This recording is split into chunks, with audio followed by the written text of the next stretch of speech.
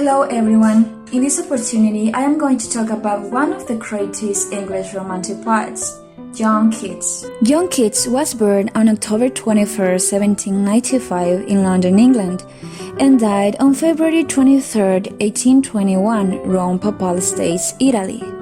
Although he died at the age of 25, Keats had perhaps the most remarkable career of any English poet. He devoted his short life to the perfection of a poetry marked by vivid imagery, a great sensuous appeal, and an attempt to express a philosophy through classical legend. He published only 54 poems in 3 slim volumes and a few magazines. From sonnet to the Spenserian romance to the Miltonic epic, defining new different possibilities with his own distinctive fusion of earnest energy, control of conflicting perspectives and forces, poetic self-consciousness, and occasionally dry, ironic wit.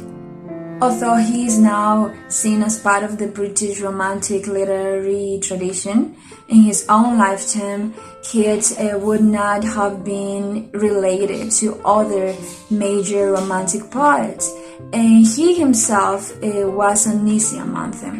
However, Keats today is seen as one of the keenest writers, interpreters, and questioners of the modern poetic project. A rich, powerful, and exactly controlled poetic style that ranks Keats with the William Shakespeare of the sonnets as one of the greatest lyric poets in English. Beyond his precise sense of the difficulties presented him in his own literary historical moment, he developed with unparalleled rapidity in a relative handful of extraordinary poems.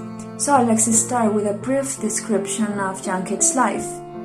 The son of a livery stable manager, John Keats received relatively little formal education, but his father died in 1804. After this, his mother married almost immediately.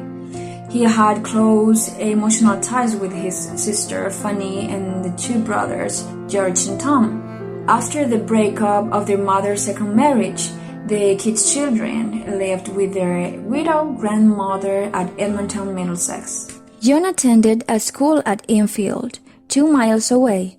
That was run by John Clerk, whose son Charles Cowdy Clerk did much to encourage Keats' literary aspirations. After the death of Keats' mother in 1810, his grandmother put the children's affairs into the hands of a guardian, Richard Abbey. At Abbey's instigation, John Keats started being prepared to be a surgeon at Edmonton in 1811, but he broke off this relationship and went to live to London, where he started working as a dresser. After 1817, he devoted entirely to poetry.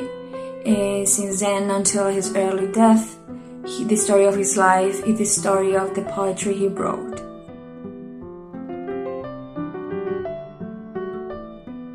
Charles Cowden Clerk had introduced John Keats to the poetry of Edmund Spenser and the Elizabethans, and these were his earliest models. His first mature poem is the sonnet, On First Looking into Chapman's Homer. This was inspired by his excited reading of George Chapman's classic 17th century translation of Iliad and Odyssey.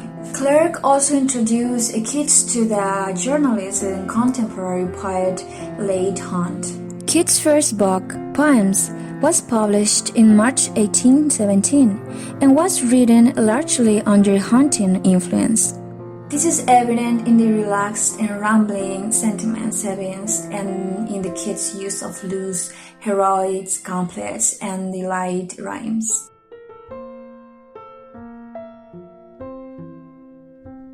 In the summer of 1818, Keats went on a walking tour in the Lake District, and northern England, and Scotland, with his friend Charles Brown. On his exposure and overexertion on that trip brought on the first symptoms of tuberculosis, of which he was to die. On his return to London, a brutal criticism of his early poems appeared. Blackwood's Magazine, followed by a similar attack on Endymion in the Quarterly Review.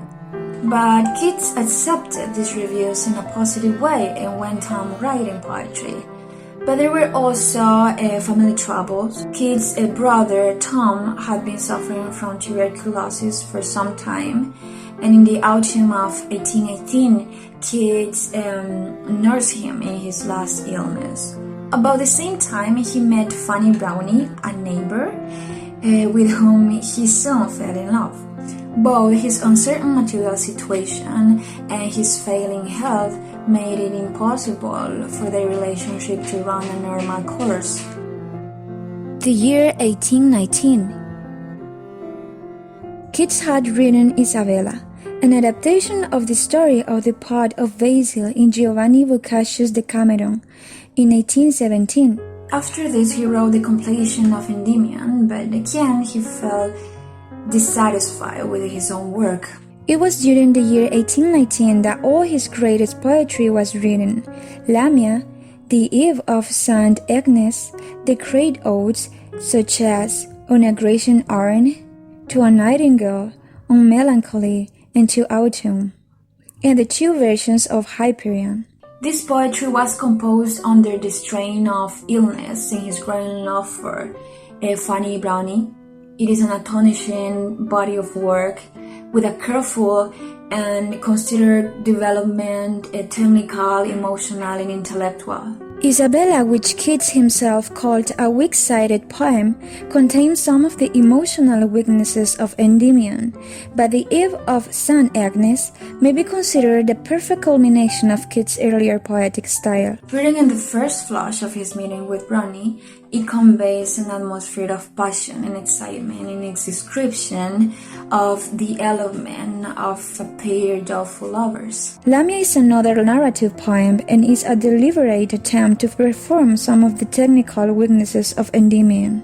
Keats makes use in this poem of a far more ordered couplet, a firmer tone, and a more controlled description. Autumn is seen not as a time or decay, but as a season of complete ripeness and fulfillment, a pause in time when everything has reached fruition and the question of transience is hardly raised. These poems, with their rich sensuous detail and their meditative depth, are among the greatest achievements of Romantic poetry.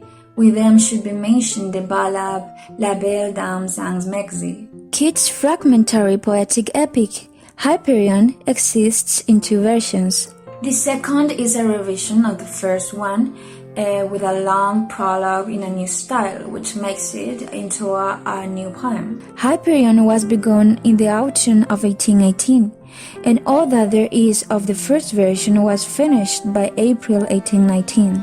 The two versions of Hyperion cover the Keats' most intense experience, both personal and poetical, facing an increasing illness and a frustrated love. The second version of Hyperion is one of the most remarkable pieces of writing in Keats' work. By that time he was really sick, and he had been increasingly ill throughout 1819, and by the beginning of 1820 the evidence of tuberculosis was clear. He realized that it was his death warrant and that it was impossible to go on writing. Keats' 19th century followers on the whole valued the more superficial aspects of his work, and it was largely left for the 20th century to realize the full range of his technical and intellectual achievement. Even though he was limited to do his passion for a short period of time, we can clearly say that he was one of the greatest English Romantic poets of all times. In his last breath, John asked to write the following sentence in his grave: "Here lies one whose name was writ in water." Thank you very much for your attention.